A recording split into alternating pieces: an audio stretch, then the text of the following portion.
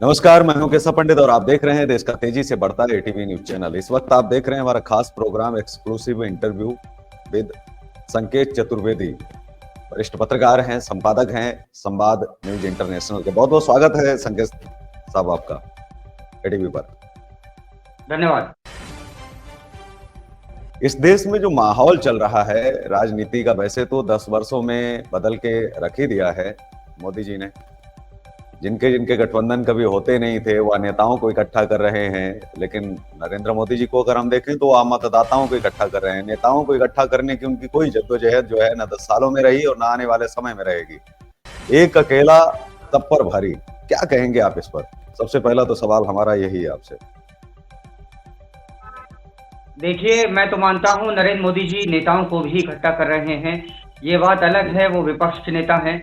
मगर बाद में कला आपस में इतनी बड़ी कि अब वो जो नेता इकट्ठा हुए थे वो सब अलग अलग हो गए, क्योंकि अपना पॉलिटिकल ग्राउंड कोई भी दूसरे व्यक्ति को देना नहीं चाह रहा। तो इसलिए ममता बनर्जी अलग हो गई। अब तो शायद सिर्फ केजरीवाल और राहुल गांधी बचे हैं जी।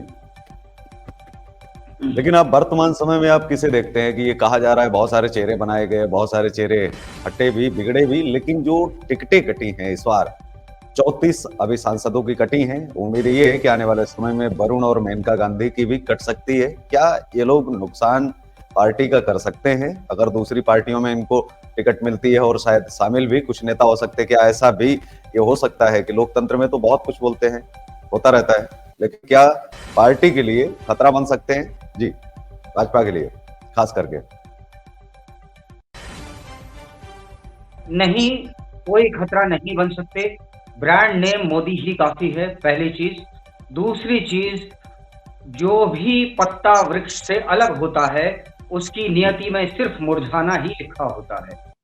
तो राजनीतिक आइडियोलॉजी से जो अलग होगा, जो बीजेपी की आइडियोलॉजी से जो समाज जुड़ा हुआ है, उस आइडियोलॉजी से जो भी व्यक्ति अलग होगा उसका जो डेस्टिनी है, जो नियति है, उस नियति में सिर्फ मुरझाना लिखा है और कुछ भी नहीं लिखा।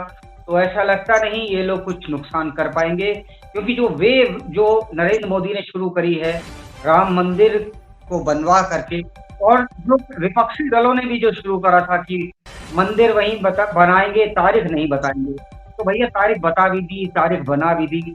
लेकिन अब इन लोगों से पूछो भाई आप कब जाओगे, तो इनको खुद को नहीं पता। आपको एक मैं मजेदार सा इंस्टेंस बताता हूँ। जब राम मंदिर में प्राण प्रतिष्ठा हो रही थी उस वक्त पे कुछ कांग्रेसी गए थे झंडा लेकर के, तो वो झंडा पता नहीं कहाँ गया था और झंडा तो फाड़ दिया गया था। जी।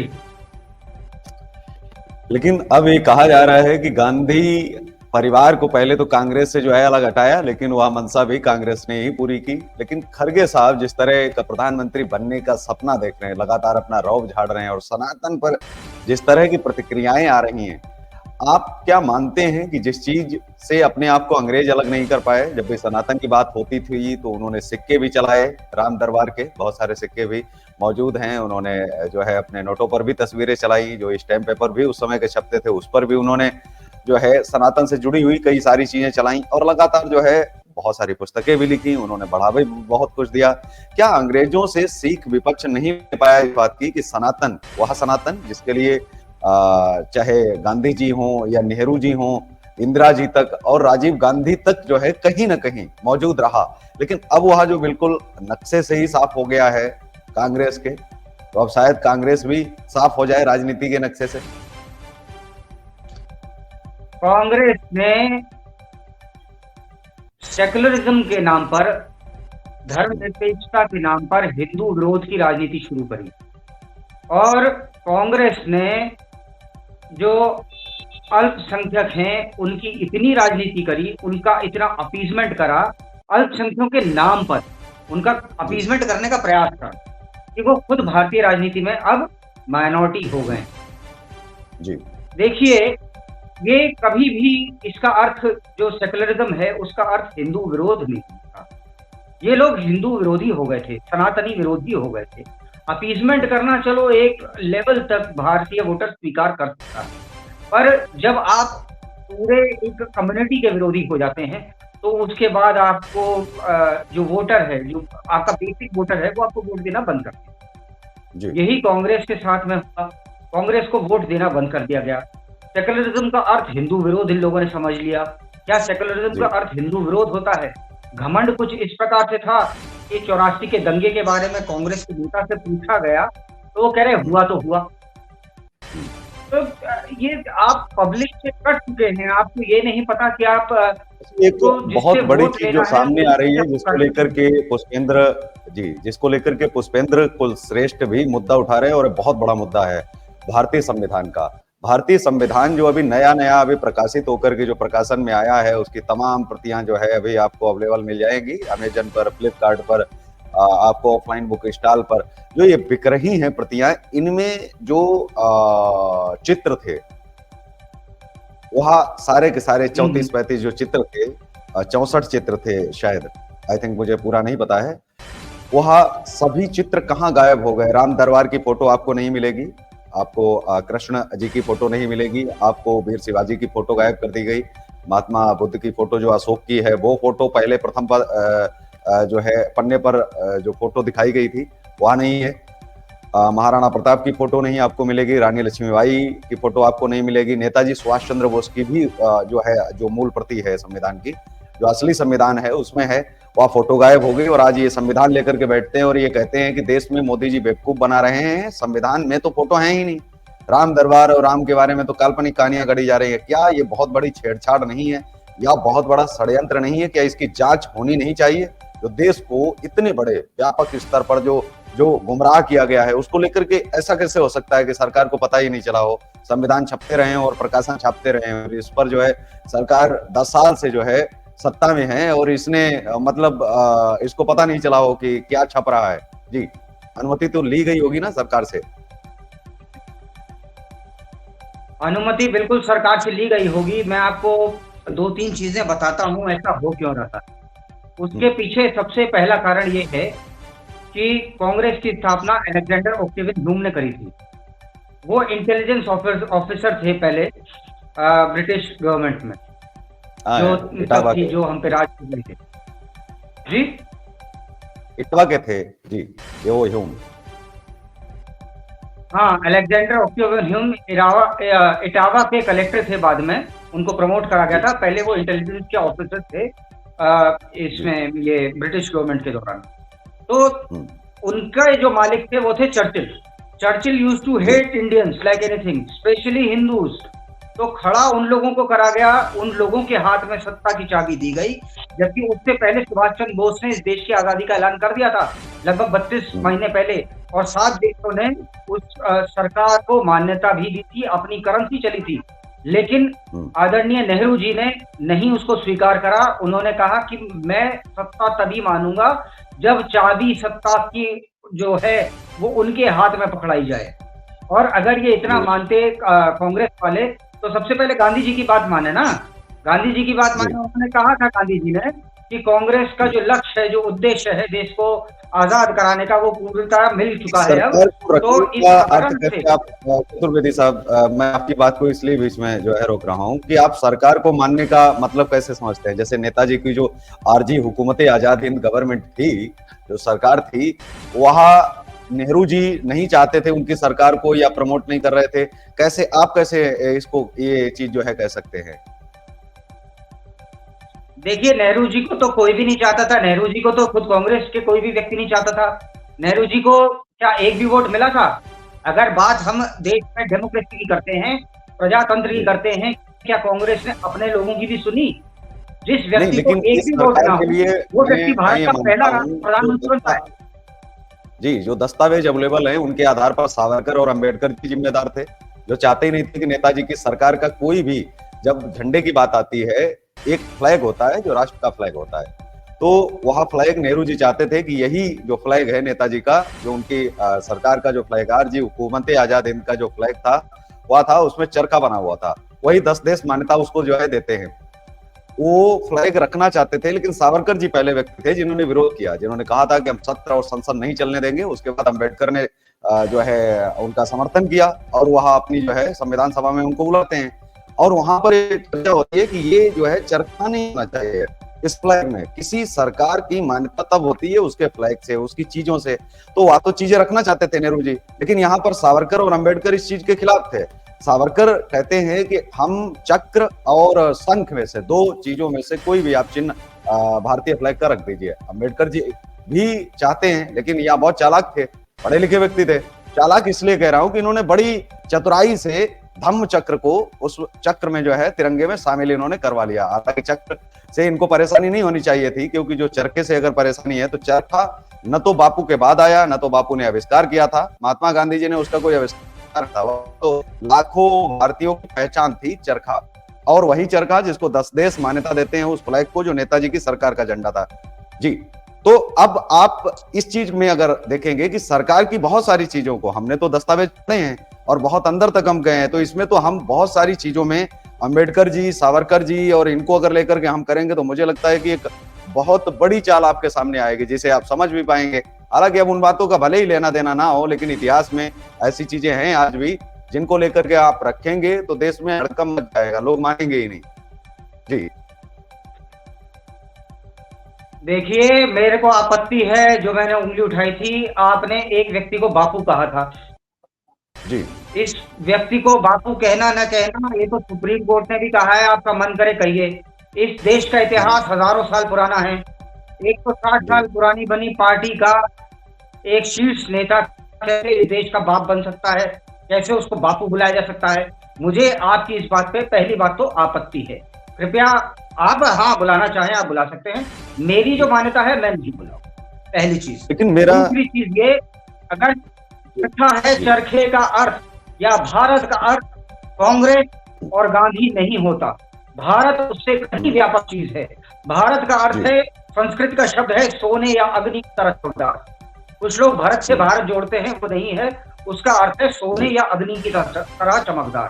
तो भारत तो बहुत पुरानी मतलब एक संस्कृति का नाम है। वो कांग्रेस के आने न आने से उसका कोई फर्क नहीं पड़ा। लेकिन जब आप ये कहते हैं कि एक झंडा, मैंने फ्लैग की एक आपको बड़ी परिभाषा दी कि एक सरकार का आना मतलब उसका झंडा आना होता है, क्योंकि फ्लैग से ही पूरा साम्राज्य दिख जाता है कि इसका। जैसे आजाद हिंद फौज से अगर आप स्प्रिंगिंग टाइगर का आप फ्लैग आप हटा दें, जो चोल साम्राज्य का जो कभी जो है निशान हुआ करता था, लोग कहते थे कि टीपू सुल्तान का है। हालांकि वो टीपू सुल्तान से उस टाइगर का कोई लेना देना नहीं है, क्योंकि टीपू सुल्तान का जो टाइगर है वो सिर्फ टाइगर है, जो किसी पर हमला करता है और उसको पकड़ा जाता है। लेकिन जो ये टाइगर नेताजी के झंडे में है या चोल साम्राज्य का है, बहुत कम लोग जानते होंगे, चोल साम्राज्य का सेम झंडा है, कि वो तिरंगा अगर हटा दे, उनका पीला कलर हुआ करता था चोल साम्राज्य का, और टाइगर सेम वैसा ही है। दूसरी बात कहते हैं, मैं कहता हूं जो आप देखिए भगत सिंह, उनको फांसी क्यों हुई? भगत सिंह को इसलिए फांसी हुई क्योंकि उन्होंने साइमन कमीशन का विरोध किया था, और वो उस विरोध में शामिल थे। साथ में लाला लाजपत राय जी थे, जिनको गुरुजी मानते हैं। लाला लाजपत राय जी अपनी दम जो है वह भगत सिंह की पांव में ही तोड़ देते। ये जो है कहा था, साइमन कमीशन के विरोध में पूरी कांग्रेस थी, सारे क्रांतिकारी थे, पूरा देश था। उस समय एकमात्र एक ऐसा व्यक्ति जिसको हम बहुत पढ़ा लिखा कहते हैं, संविधान का निर्माता कहते हैं, वह व्यक्ति साइमन कमीशन के साथ में खड़ा था, फोटो खिंचवा रहा था। और सोचिए, साइमन कमीशन के विरोध में ही वहां सैंडर्स की हत्या की जाती है, क्योंकि जो सैंडर्स लाला लाजपत राय को मारता है, तो आप सोचिए कि साइमन कमीशन के एक पक्ष में है वही व्यक्ति विरोध न के विरोध में प्रदेश बुलाता है, उस वक्त कोई आपत्ति नहीं। ये चीज आप कह रहे हैं, बिल्कुल आपकी बात सही है कि ये तो बुलाने के ऊपर है। बाबा साहब भी कोई उसके ऊपर कोई वो नहीं दिया है इस देश में कि बाबा साहब भी बुलाए जाए। मैं तो कहता हूं कि भीमराव या अंबेडकर दोनों चीजें।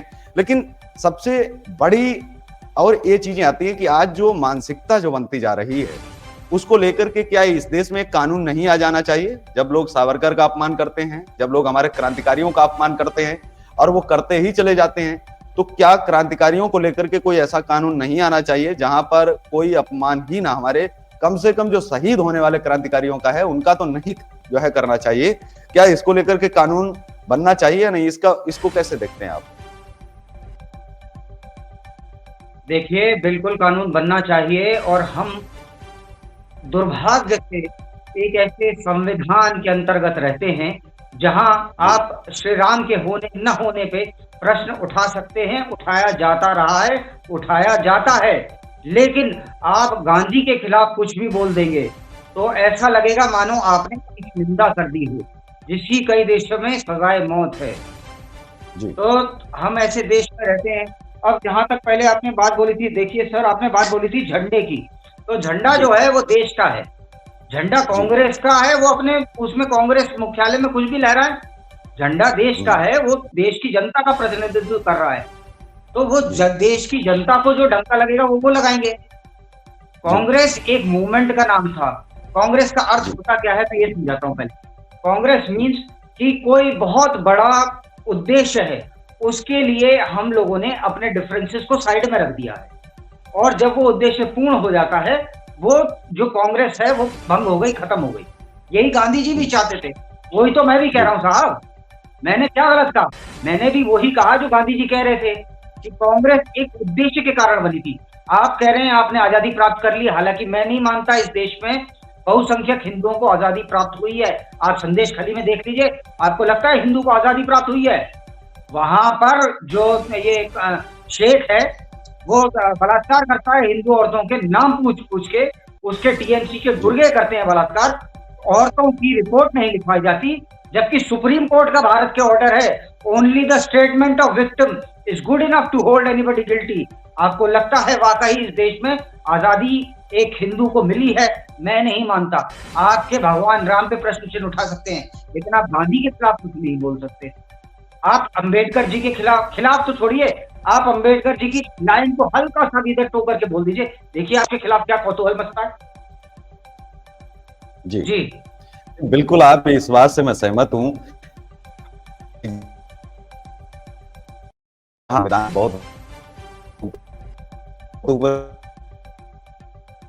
तो ये बात से तो लोगों को जो है ये छोड़ ही देना चाहिए कि वहाँ कोई मुहिम में बहुत कुछ ज्यादा कर लेंगे, कम कर लेंगे, लेकिन ये देश को मानना पड़ेगा कि जो भी षड्यंत्र चल रहा है बहुत भयानक और बहुत बड़ा चल रहा है। पहली बात तो यह है कि अगर खिलाफ बोलने की इजाजत हो, सकने की इजाजत नहीं, इजाजत हो, इस देश के अंदर मूर्तियां अगर दो मंदिर मतलब जो मंदिर जाती है तो वह मंदिर 8 लाख मंदिर वर्तमान समय में भारत सरकार के कब्जे में हैं।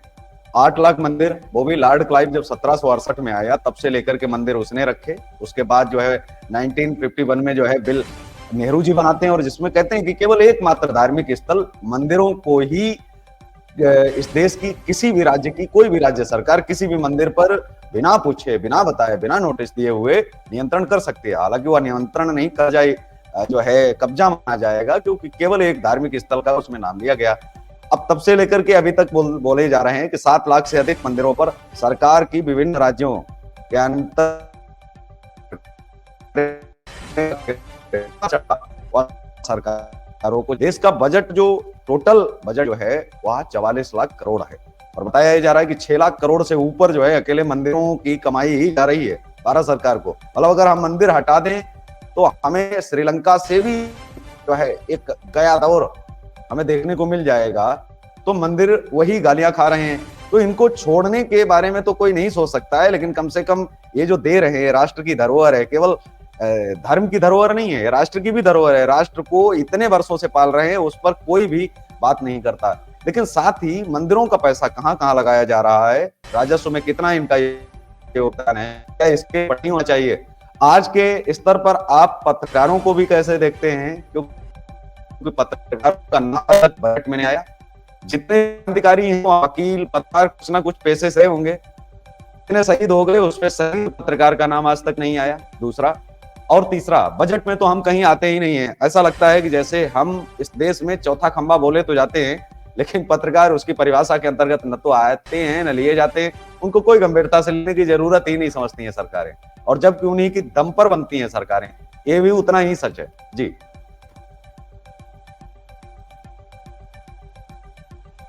पत्रकार के चतुर्वेदी विषय में साहब, बोलूं आवाज आ रही है आप तो तक? दोनों विषय में बोलता हूँ। पहला जी, दोनों मैं विषय में बोल रहा हूँ। पहले तो मैं हिंदू के विषय में बोलता हूँ।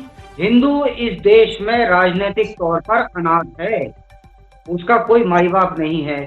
दूसरा, अगर मान लीजिए टैक्स जो है, टैक्स की परिधि में आपने मंदिर रख दिए, अभी कर्नाटक में था, उनको वापस लेना पड़ गया था मुख्यमंत्री को, सिद्धारमैया को। तो 10 लाख से इनकम पर 10% टैक्स था, 7 लाख से ज्यादा पर 10% टैक्स था। तो और 7 लाख से कम पर 5% टैक्स था। इसमें और जजिया में क्या फर्क है? इस देश को इस्लामिक रिपब्लिक ऑफ मुगलिस्तान बनाने की कोशिश की जा रही है। और पत्रकारिता की जहां तक बात है, तो मानिए विश्वास मेरी बात का, पत्रकारिता अब हो रही